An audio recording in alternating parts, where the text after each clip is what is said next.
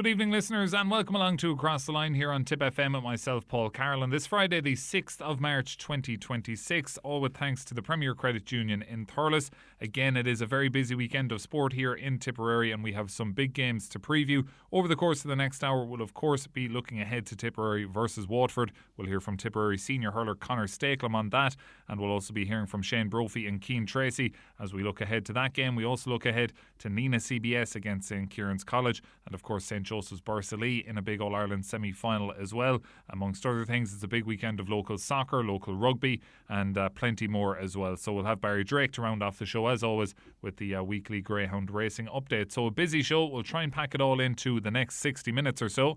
But first off, let's start off with Tipperary versus Waterford. It's one of two games that are live here on Tip FM this weekend.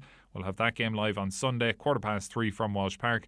Coverage of that one is with thanks to Casey Tiles and Wooden Floors and Care. And the other game we do have live is, of course, on Saturday at 12 o'clock in Rathdowney, Nina CBS versus St Kieran's College Kilkenny. And our coverage of that one is with thanks to Brio Jewellers in Nina. But the game on Sunday at 3:15 feels like a big one for Tipperary as they look to recover from back-to-back defeats to Cork and Limerick against Waterford. For Waterford, it's a must-win game. They'll be relegated if they lose here on Sunday afternoon. But I caught up with Conor Stakelum early in the week, Tipperary midfielder. So let's hear that chat now with Tipperary senior hurler, Thurles Sarsfield's clubman Conor Stakelum. Now here with Conor Stakelum in their Thurles Sarsfield's developing ground here in Killeen. Conor, it's a brilliant facility already with the new field, but with what's to come, it's going to be even better. And you've some fundraisers and that coming up in the next few weeks as well. Yeah, it's a fabulous facility here. We're trying really hard, I suppose, over the next couple of weeks to drive on our walkathon fundraiser. So that's to raise funds for our new, I suppose, centre of excellence, where we'll be able to bring all our teams from the under 8s up until all senior age groups as well, male and female. So the walking track has kicked us off really, really well, and we've the AstroTurf, the other pitch to do, and the dressing room. So little by little, but we're really excited about what's to come. A lot of work to do in the meantime, but we're getting there. Yeah, and it's like, for people listening in, it's straight across from the racecourse. You've probably seen it coming through Thurles, but the walking track is pretty. It's up and running. And it's a brilliant facility just to come in here and walk around, for whether you're into hurling or not, or whether you're a member of the Thurles Sarsfields Club or not. And I suppose the fundraiser is kind of going in to develop all that, not just for the Sarsfields Club. Yeah, that's it. It's massive. Like, you don't have to be a member, or you don't have to love hurling or football. There is just a brilliant facility here in terms of the walking track to come in. It's a 1k loop. It's fully floodlit at night as well. So it's a great facility to have for anybody in Thurles. And if you're looking to clear the head or just get some steps in, I think it's the perfect place to do it. Yeah, so you'll see all the links on the Thurles Sarsfield's social media accounts to get involved there. But as we're standing, we can see that the floodlights of Semple Stadium in the distance. I'd imagine for yourselves, busy time of the year, probably in the last couple of weeks in particular, maybe coming off the Limerick match. I'd imagine there's a few hard sessions gone in Dr. Morris since.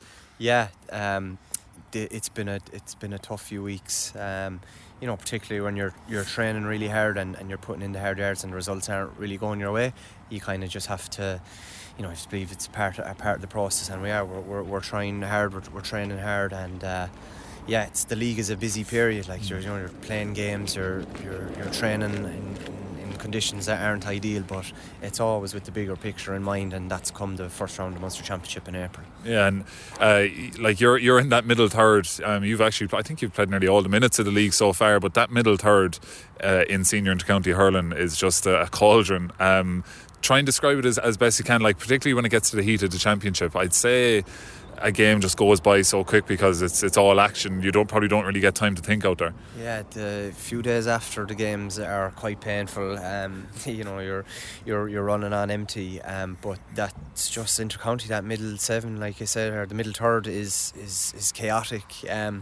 It's helter-skelter, and each team, I suppose, brings a different dynamic. If it's the physicality of Limerick or the pace of the Cork, everybody brings a different challenge. So you have to be ready for that. And I suppose that's what the league is about. You're trying to get your body in tune for what's coming, and by God, do those battles be tough. But that's just inter-county hurling, isn't it, really? Yeah. And for yourself, like, you kind of really became a mainstay of the team in the last year, 18 months. Does that take time to get up to that speed, particularly for that middle third, like where you come through with the successful under-20, under-21 teams, and then probably takes a few years to really nail down that position? But I'd imagine it's just about kind of building your body and getting used to that inter-county level. Yeah, that's it. And you have to be able to probably deal with some setbacks along the way, be it not performing well or picking up injuries in that, and just finding ways to keep yourself going and to try and improve, and little by little, and it'll take your time to get in there. Like, we've a lot of new faces as well. It'll take them time to get accustomed to it, but if you're willing to kind of buckle up for the long road ahead and see whatever journey it takes you on, I think eventually, if you stay trying hard enough, the fruits of that will come to fruition. So yeah, that's it, and just stay trying to get a little bit better, I suppose, each day, and see where that takes you. But that's kind of where we're at the moment. And I'd say you can't really take your eye off the ball at the minute, because there's young lads coming through from successful under-20 teams and minor teams with All-Ireland medals, and in their heads they'll be expecting that I'm coming up to the senior, I'm going to be on that starting 15, and the likes of yourself and everyone else on the starting 15 from last year, you can't really look over your shoulder because there's lads chomping at the bit. That's what makes it so competitive, and that's what makes great teams, I suppose, is that if you have that bit of competitiveness inside and there's lads looking over their shoulder, like, it's still not going to inhibit you from worrying or going out and looking over your shoulder. But I think it's just having that little bit of edge, that there are lots of people fighting for your position, and then you're wanting to up your standards and see, can you reach new heights in that as well. So you're always going to have drive from internal and external forces, but it's healthy. Yeah. And like, just the last few, it's game week, as we're talking. You're playing on Sunday, we're talking on Wednesday morning here. What's a game week look like for you, in terms of like training load, preparing for matches? Kind of give us an insight into that life of an inter-county player on a week of a game. The weeks are different, I suppose. Everything is done and tailored from the coaches and that to be arriving come, like we said, April in the right shape and in the right mindset. So each week is a little bit different.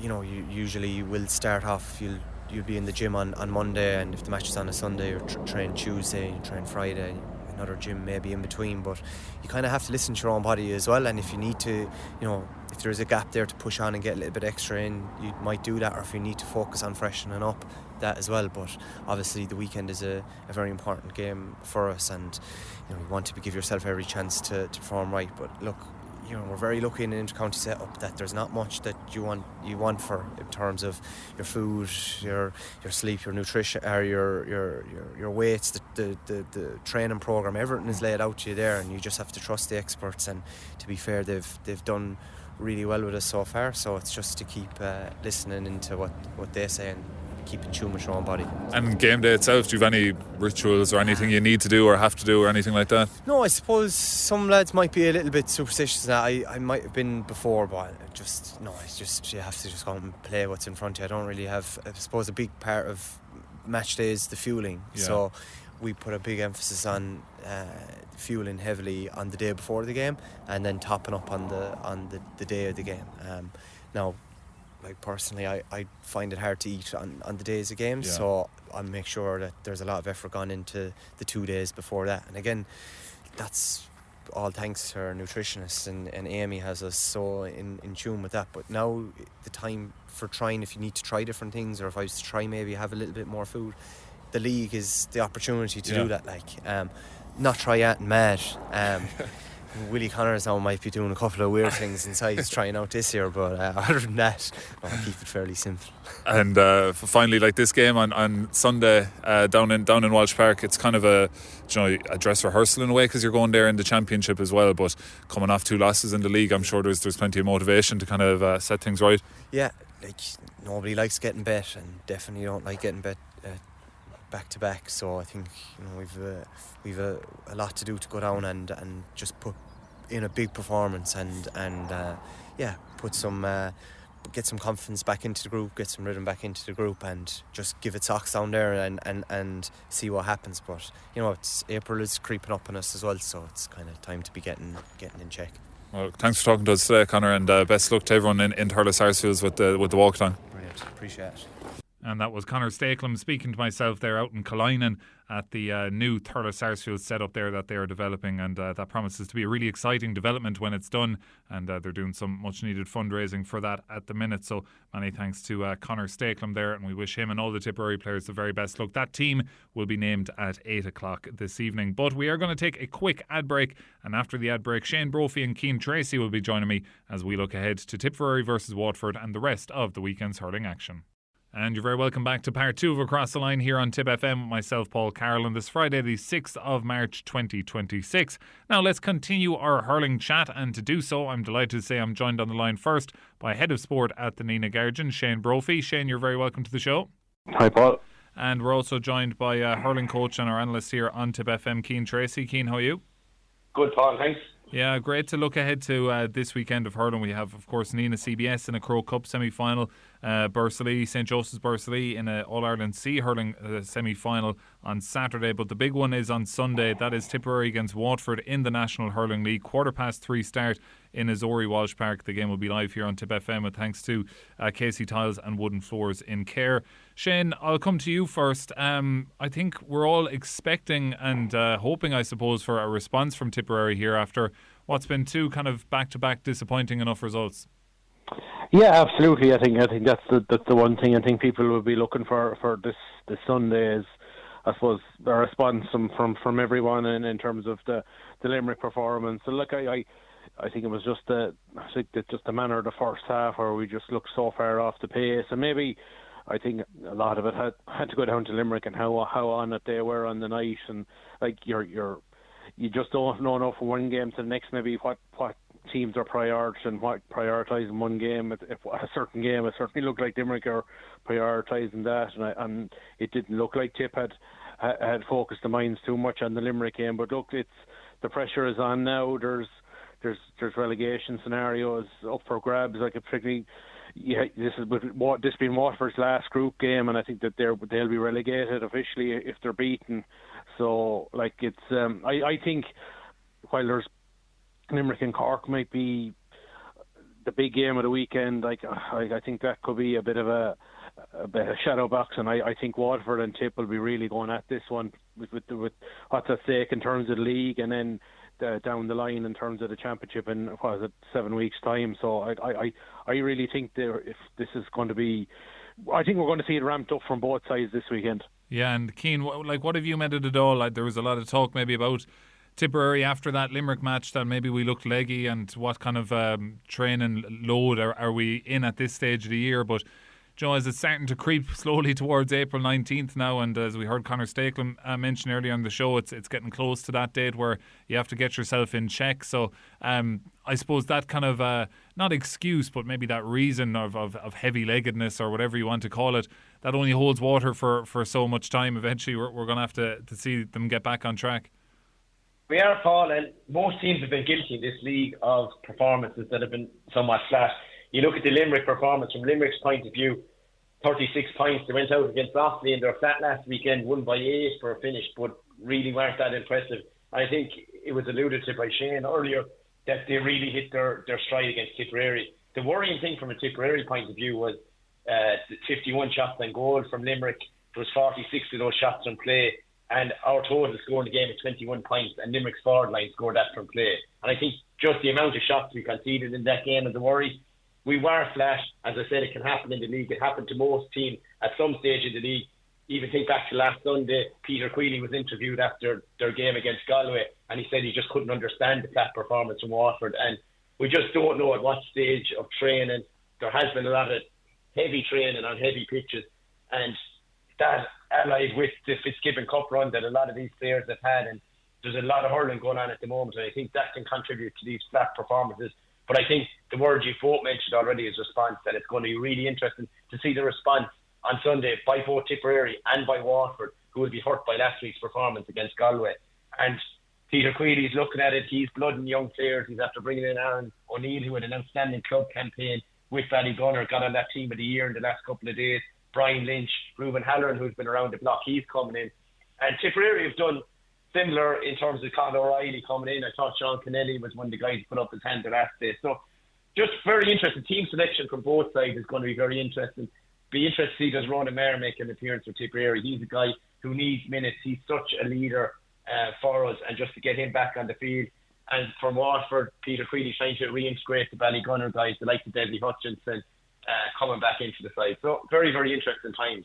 Yeah, the Tip team to be named 8 o'clock on Friday evening. And Shane, like that Tipperary team, let's say the one that started the All-Ireland final, obviously we haven't seen some of those players yet. Keane mentioned there Ronan Maher. We haven't seen Robert Doyle or Michael Breen for the last couple of weeks as well, and a few more others have missed out on other games. But if you look at it now, there's the likeliest outcome from the league from this point of view for Tipperary is that this game against Waterford and the game against Kilkenny are going to be our last games before the championship. So I'd imagine Liam Cowell will be trying to take shape to the team now that he wants for April 19th. Yeah, I think it was around this time last year where we could see that the team begin to formulate once the calendar turns into March. So yeah, I'd be fully expecting a team that had to be very, very close to what was the All-Ireland team. You'll have probably Ree Shelley back in the goals. You'll have Jason Ford back from suspension, but I suppose Willie Connor's going the other way, so it'll be interesting to see who gets into the middle of the field. I don't think Alan Tynan is due back, so like that's an area in terms of who's going to slot in there. Well, could it be Sam O'Farrell maybe? I think Michael Breen had been earmarked to come back for this game from a calf problem. So, and Robert Doyle with a hamstring, and so it'd be key for those two to get game time. But I suppose on the flip side, the fact that they've been injured is probably given the like of Conor O'Reilly more prolonged game time, a cornerback, and like he's probably gotten a bit of a deeper education than he maybe was expecting, but he stood up to it, and like I thought he did pretty well now against Limerick too. And like I said, there'd be no fears of him come the championship, but ideally you want to be going full strength. And I wouldn't be surprised maybe if you see John McGrath going back in at full forward as well. It was like it's a game that we have to go after. I think you don't want to be going into a Munster Championship having lost to three of your Munster rivals, and then potentially maybe going into play Kilkenny, and maybe it could potentially be a relegation game as well. So you'd like to just take that pressure valve off a small bit going into that Kilkenny match. But look, I think I'd be disappointed if there isn't a reaction. Because like we know well in Tip, like when the pressure comes on and it doesn't take much for the fans to get a little bit antsy. So hopefully we could just nip that in the bud this weekend. Look, I'm expecting, as Keane said, like a very, very strong Waterford side. And look, we all know what Waterford did after a non-performance against Cork, came out and hurled brilliantly well against Limerick. So like I'd be expecting a massive reaction out of Waterford too. So like I think we could get an absolute cracker on Sunday. Yeah, really looking forward to it. Keane, as Shane went through it there, some of the lineups, and you mentioned Ronan Maher as well, getting him back to see a bit of game time. Are you expecting kind of a full strength team to line out for Tip on Sunday? I think so. The big thing for Tip is players finding form, and this is the time of the year to find form. The Fitzgibbon guys all over the country are struggling somewhat. Darren McCarthy, Sam O'Farrell, Oisin O'Donoghue. It is a toll to be playing 2 games a week for a number of weeks. Obviously, had a brilliant performance in the Fitzgibbon final, Dara and Oisin, but it has taken its toll, and they just looked that little bit flat. And I think for them to come back to form would be a big thing, to find a structure in our team. To see who that midfield partner with Conor Stakelum is going to be really interesting. And I agree with Shane. I think it could be Sam O'Farrell will partner him. The reintroduction of John McGrath, Ronan Maher is going to give this team a huge lift. And the form of Noel McGrath is something that's just incredible at his age to get 6 points in play. He really was the shining light that evening against Limerick. And if he keeps on that form, it's going to be hard to keep him in reserve. I know he did a brilliant job when introduced last year, but his form is so good. It's hard to leave him out of the starting team. And just to go back to what Shane was saying, it's not beyond the bounds of possibility, and please God, this is a doomsday scenario, that Waterford beat Tipperary, Galway beat Kilkenny, and we're staring down the barrel on the 21st of March of a relegation final almost against Kilkenny. And whatever about this year, for the development of Tipperary hurling and developing these players in the league, to go down to 1B, to go down to the division below would be an absolute disaster. Yeah, and Keane, just on that midfield spot, like Willie Connors and Conor Stakelum, as far as I know, have started all 4 of the games, so they've been the midfield partnership of choice for Liam Callis so far this year. I was thinking as well, could you see someone like Joe Caesar possibly deployed in the middle of the field, because that seems to be his best position we've seen him with in Holy Cross in recent years. He is, and he's a brilliant runner, and he's able to break the line. He played in the forwards for Mary Macaulay College, and that Fitzgibbon final against UL scored 1-3. So he certainly likes to take lads on and create a massive amount of overlaps when he breaks those tackles. He's a guy you could see in there. Josh Keller's another guy who's in that ilk, who likes to break tackles. He's a strong runner. He's another guy maybe we could see in the middle of the field. So, look, the league does give you a chance, Paul, to develop these options, to see what you're really looking for the 19th of April. And ultimately, whatever happens in the league is fine. But I think the 19th of April is the day Liam Callan, his management team, have earmarked that Cork game in Temple Stadium. And it'll be all systems go for that. And he just wants the best 26 available to him, the best 15. To avoid relegation is a massive thing for us. But championship is ultimately what the management team and players are going to be judged on. Yeah, and Shane, April 19th is the date, of course, that everyone has earmarked for that Cork game. But April 26th is going to be just as important. That's when Tip travel to Walsh Park to play Waterford in the Munster Championship. And you know, Sunday is nearly the perfect dress rehearsal for that, because there's something on the line here for Waterford. There's something on the line for Tipperary. It's in Walsh Park, where we're going to be playing in the matter of 50 days or so. Like, this is a bit of a championship rehearsal as well, and that can be very useful for logistically and for many different aspects of the thing. Oh, absolutely, sure. I think it couldn't have asked for better. No more than Tip playing in the league final against Cork last year, a couple of weeks before the Bethlehem in the championship. Although I suppose the championship game was probably over before it started with the red card. But look, there's no doubt. I think the championship match is at 4 o'clock, so it's practically the same time. Players will be able to judge of what to eat and what time they'll be setting out from Tipperary and stuff like that. Same with the supporters as well. So I know, like it's. You can really sense it now this week. The weather, you can see, has picked up. We're into March now. Like you're only 6 weeks away from championship. I definitely think that a lot of the shadow boxing is over.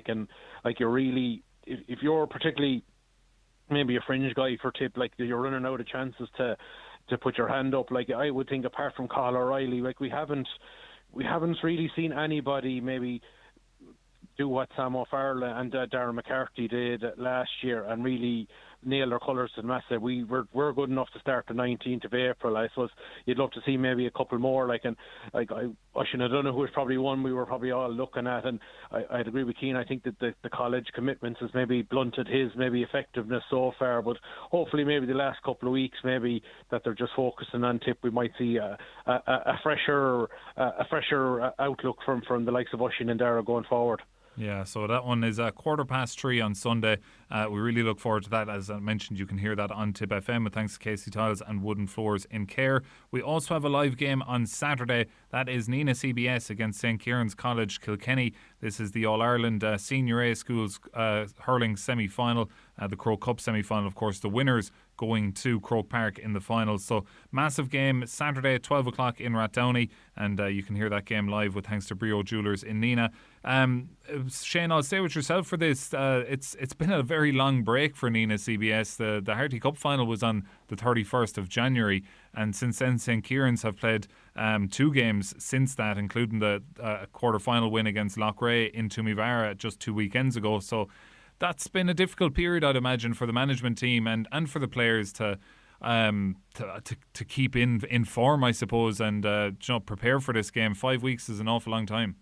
Yeah, I suppose that's probably the only maybe minor concern you'd have maybe coming into the game for the Nina point of view, is that they will have been maybe short of full match practice. Like you think after the Harty Cup final, they had said 3 matches in about 3.5 weeks. They're absolutely primed, and ready to go. Now they have to build themselves back up again. But God, they seem to be in fine fettle. I suppose they have between the Tip minors and under 20s. There's a serious chunk of that squad.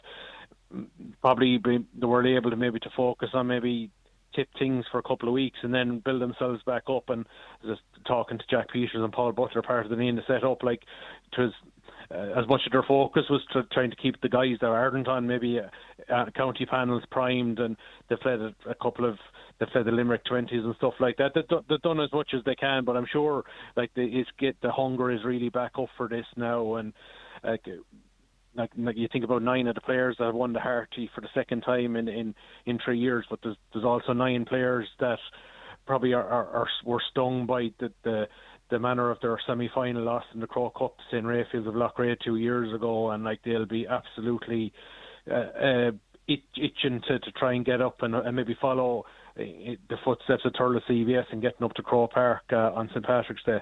Yeah, and Cian, we were there last year. Semi-finals in the Crow Cup are massive because the prize is so big now to get to an All-Ireland final in Croke Park. Thurles CBS did it last year, as Shane said, so this is a huge chance now for Nina CBS. But St. Kieran's, as you're well aware, you're involved with the Kilkenny under-20 set up last year, just have what seems like an endless conveyor belt of talent year on year. Yeah, they're a real juggernaut, St. Kieran's College, really well managed by Brian Dowling and Richie Root, the Kildare senior hurler management team. And I went to see their Leinster final against CBS Kilkenny, now called CBC. And it was touted as being a really 50-50 game. The year previous, it had gone to penalties. CBC had the likes of Ollie O'Donovan, Josh Dowling, these kind of guys who played in that 2024 All-Ireland minor final against Tipperary. And they just Kieran's blew them out of the water by 19 points. And I think there was a little bit of a hangover as they went into their quarter-final against Loughrea. And that game, they were 4 points down, entered the final 10 minutes, and they got 2-7 without reply.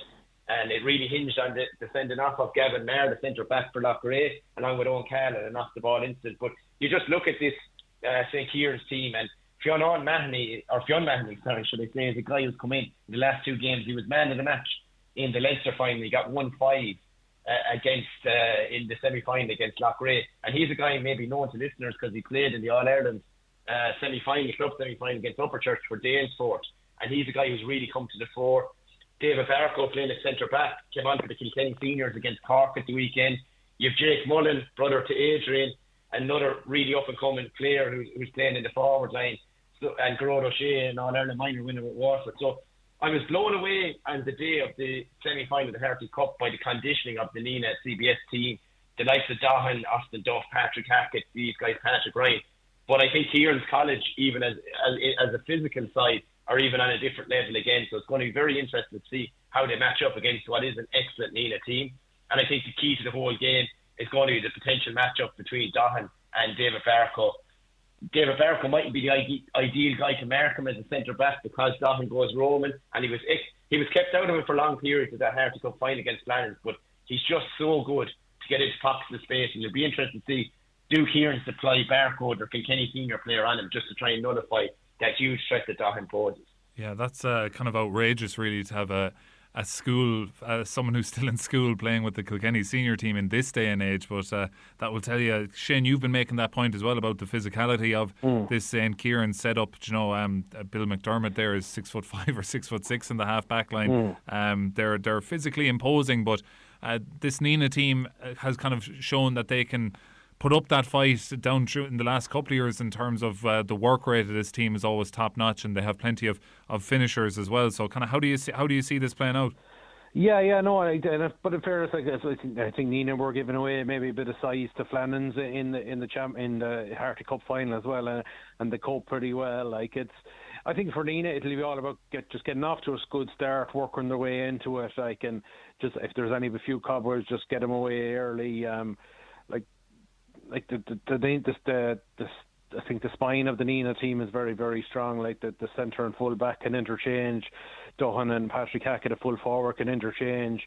Definitely, I think maybe, especially going into Rathdowney. I know the pitch in Rathdowney is pretty good. Like Nina played there 2 years ago in a quarter final. It's a good firm surface. Although it'll be difficult for spectators, it's not ideal. But look, it's all about the players and I was going to say there's no stand there, so it is going to be just to let people who are tuning in that are going to the game know that the facilities are. Yeah, it's a perimeter fence, but it should make for a cracking atmosphere and a big crowd. Like I just think if they need to get into it, well, I wouldn't back against this Nenagh team. Like they've answered everything that's been thrown at them so far, particularly in the last two games by Nenagh and by Thurles and Flannans, and like they've beaten St. Kieran's College in 12 years or 14 years ago in a semi-final. Jack Peters was part of, and Mark Jennery, Darren McCarthy, Jack Peters, the selector, was part of that team, and like they won't fear Flannans at any shape or form. No Tip team sort of fears a Kilkenny underage team anymore. So look, I wouldn't back away from Nenagh. I think this will be their toughest challenge, and look, if they get through it, there'll be some prize ahead of them in Croke Park and St. Patrick's Day. Cian, I'll label you the neutral here. Have you a prediction for that one? I think it'll be tight again. I presume Billy O'Brien with his Achilles injury is still out. Yeah. And I think that could nudge it in St. Kieran's favour. I thought he was outstanding against Thurles CBS, particularly when the lead was greatest. I think they're very evenly matched. Shane talked about the spine of both teams, big men, well able to hurl. I think the matchup between potentially Dahan and Barco is going to be the defining point of the match. But I just think St. Kieran's has the know-how to get things done at this stage of the competition. But it's a match that I'm really, really looking forward to. And I hope from a Tipperary point of view, Nenagh CBS go through to another Croke Cup final to maybe back up to Thurles CBS's win last year. I think St. Kieran's might just have a tiny bit too much for them. Yeah, St. Kieran's, of course, were beaten in the semi-finals last year, and Nenagh were beaten in the semi-finals the year before. So both of the schools looking to atone for that, albeit Kieran's were champions in 2024. Shane, also on Saturday at 1 o'clock in Banagher is the All-Ireland Senior C Schools Hurling Semi-Final. That's St. Joseph's College in Bursalee against Garbley College of Ballinasloe. So it would be great to have another Tipperary team, hopefully, if Nenagh CBS can do it, and we could see Bursalee get it done there and get to another final as well. Absolutely, I suppose. Yeah, Bursalee are waiting as long 5 weeks from their Munster final win. But it's something Bursalee have never done. They've never won an All Ireland schools title in their history, and like they've played Harty level, they've played Lee level, B level. So look for the school, it'd be massive to get through, and like they probably would be fancy to do so. Like the Ballinasloe team only won the Connacht final last Monday on a penalty shootout, so I'd say those boys were stiff and sore, I'd say, for most of the week. So I would think the Willie Ryan and Michael Halpin, I think the thing they'll be saying to Bursalee is let's absolutely empty yourselves from the start, and but these boys will be stiff and sore at the first 5 or 10 minutes. If we can get off to a strong start, it could be half the battle on Saturday for St. Joseph's. Yeah, we wish Bursalee the very best of luck there. 1 o'clock on Saturday in Banagher. We also wish Knockville Doneski Kickham's the very best luck on Saturday at 2 o'clock in Newport. They're taking on Rin of Waterford in the Safety Active Munster Intermediate Champions Challenge final. So that's the first of this new competition that has been hosted by Newport GA. So that's Knockville Kickham's against Rin, 2 o'clock on Saturday. We wish the Kickham's the very best luck in that one. Shane Brophy and Cian Treacy, thanks a million, lads, for joining us on the show, and enjoy the matches over the weekend. Thanks, Paul. Thanks, Paul. And just to mention, for that match in Rathdowney tomorrow, I've been in contact with the good people in Rathdowney GA Club there, and they've just been informing me to just let people know if they could follow the stewards' directions tomorrow for this Nenagh CBS and St. Kieran's game. They have 2 big car parks in the town, and they'll be directing people to them. So follow the stewards as best you can tomorrow if you're heading to that game in Rathdowney. And again, thanks to all in Rathdowney for sorting us out. I know they have a setup for us in the media anyway, for coverage and commentary and things like that. So many thanks to them. That game again live here tomorrow at 12 noon, and that is with coverage with thanks to Brio Jewelers here in Nenagh. Right, we're going to take a quick ad break, but stick around after the ad break. Of course, we'll have Barry Drake running down through the Greyhound racing update, but I'll also be looking ahead to the rest of the sporting action across Tipperary this weekend, and believe me, there's an awful lot of it. Back after these. And you're very welcome back to the third and final part of Across the Line here on Tip FM with myself, Paul Carroll, on this Friday the 6th of March 2026. Now, before the ad break, we were looking ahead to the weekend's hurling action. Well, elsewhere across the county this weekend, there's also plenty of action in the world of camogie. On Saturday, the Tipperary senior camogie team are in the county camogie grounds in the Rag. 3 o'clock start there for that game. First home game of the season for James Heffernan and the Tip Senior Camogie team. It's against Galway and it's in the league. 3 o'clock start in the Rag. Galway have actually lost their first 2 league games. They're the reigning All-Ireland champions, remember, so that is a big game there on Saturday at 3 o'clock. Then on Sunday at 2 o'clock in SETU in Waterford, the Tipperary under-23 camogie team are in Munster semi-final action. They take on Waterford, so we say best of luck to Brian Darcy and all his squad there. That is 2 o'clock on Sunday, Munster under-23 camogie semi-final. Elsewhere on Saturday, if we switch codes over to the world of rugby now, it's a big game in the AIL. Nina Ormond are in action at home against Terranure College. Cashel, who are in 8th place in Division 2A, welcome bottom side Banbridge to Spafield. Big game there, and also a big game in Clonmel. Division 2C leaders Clonmel take on second from bottom Belfast Harlequins in Ardguiha. All three of those games get underway at 2:30. But arguably the biggest game of the weekend for Nina Ormond is actually on Sunday at 2 o'clock in Thomond Park. They are in the Donal Walsh Trophy final, the highest level of under-21 competition in Munster. And it's the first time I think Nina Ormond are in the final. Very, very prestigious competition. They're taking on Garryowen in the final in Thomond Park on Sunday at 2 o'clock. We say the very best of luck to all involved there. In the world of soccer, we've soccer on tonight. Moneygall hosting BT Harps at 7:30. That is in the NTNDL Premier Division, and if BT Harps win that game, they do go top of the table, so a big game there for BT Harps.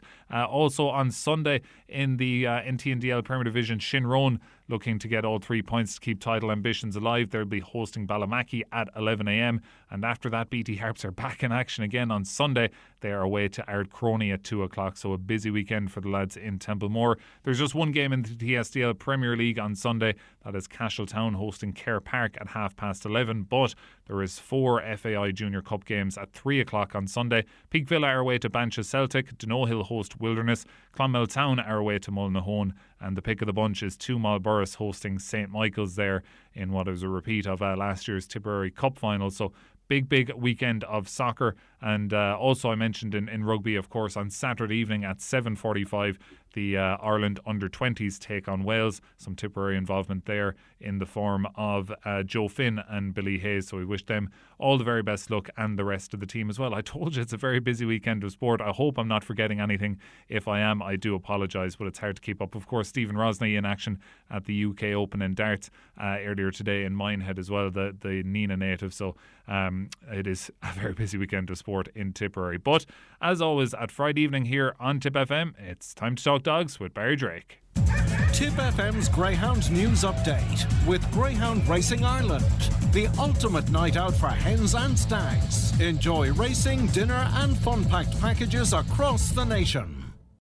It's another very busy weekend of greyhound racing with plenty of top-class action down for decision all over the country, and we're going to start with the Tipperary interest that's down in the Kingdom Greyhound Stadium in Tralee tonight. Of course, one of the standout races on the Tralee calendar, of course, will take centre stage there tonight, due off at 24 minutes past 9. It's the final of the T. Nolan CVRT Centre Juvenile Classic with €10,000 to the winner.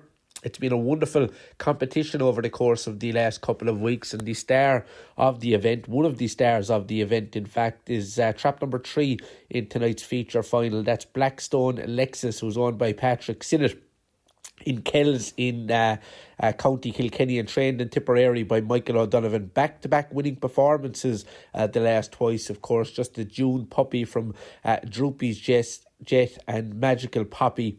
Wins in 28-27 and 28-07 suggest that this possible star of the future should take plenty of stopping there tonight in that race. Running from trap number 3, if producing a good start like the last twice, will certainly take all the stopping. Local Kerry trainer Liam Dowling is triply represented in the final. The big danger, I think, to the selection is trap number 5, Ballymac De Niro. So very much looking forward to that there down in Tralee tonight. Now switching our attention to action at home. And in terms of Clonmel Greyhound Stadium tonight, of course, they have their usual Friday night racing programme down for decision, getting underway there at 7:30. One to keep an eye on in race number 7 is trap number 1 here, Dangan Connor, who's owned by Michael and Carmel Croke, of course, trained by Adam Dunford. 20 wins from 44 career outings. Out of luck the last twice, but the drop back down to the standard trip of 525 and the inside draw in trap number 1, I can see Dangan Connor bounce out in front and dominate from start to finish. Elsewhere this weekend, of course, switching our attentions to Thurles Park on Saturday night, of course, their usual Saturday night racing programme, Down for Decision, getting underway there at 7 o'clock in Thurles. Some good racing to look forward to in an all-graded affair.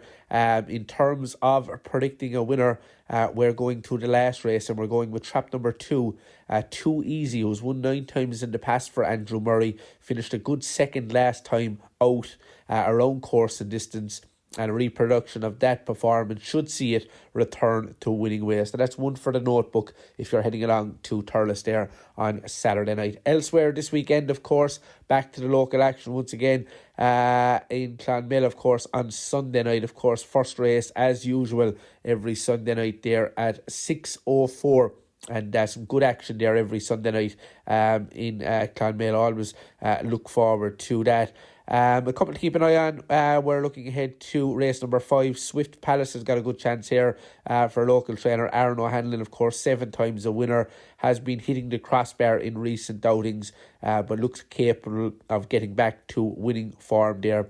Definitely one to keep an eye on there in that race. Elsewhere on the card, of course, switching our attentions to race number 8. This is a competitive race, of course. Aaron O'Hanlon has got a big chance here as well with Swift Bat, of course, who's won 3 from 9 and a good third place finish last time. Should improve for that run, has got nice early pace and could bounce out in front there and dominate from start to finish. Elsewhere this weekend, of course, switching our attentions down to the Rebel County in Cork.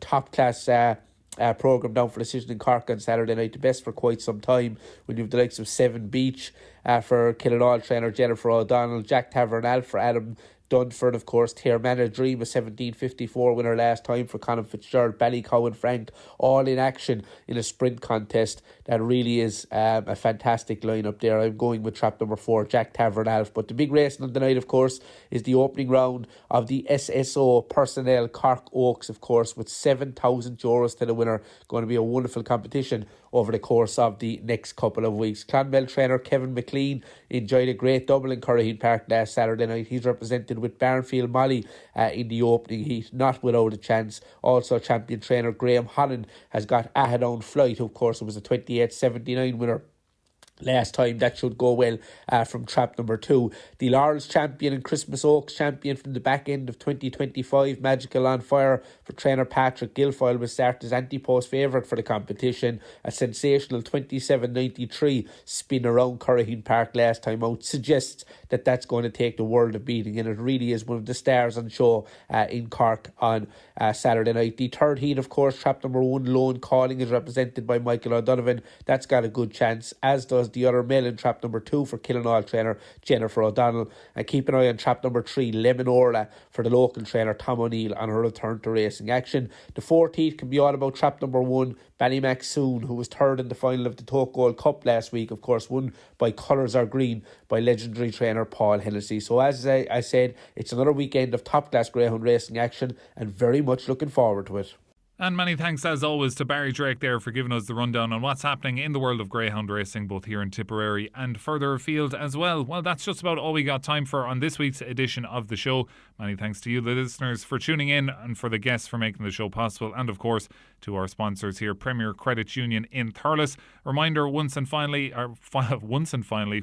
for all, I should say, is that we have 2 live games on this weekend on air. 12 o'clock on Saturday in Rathdowney, we'll be bringing you live coverage of Nina CBS versus St. Kieran's College Kilkenny in the Croke Cup semi-final. Our coverage of that one is with thanks to Brio Jewellers in Nina. Then on Sunday, 3:15pm, live from Missouri Park, Walsh Park in Waterford, Tipperary versus Waterford in the National Hurling League. Our coverage of that game will be with thanks to Casey Tiles and Wooden Floors in Care. Philip Hickey will be joining myself tomorrow for that schools hurling game, and Ken Hogan will be joining myself on Sunday. So very, very busy weekend of sport. Really looking forward to it, and have a good Friday evening on this week's edition of Across the Line. It's bye for now.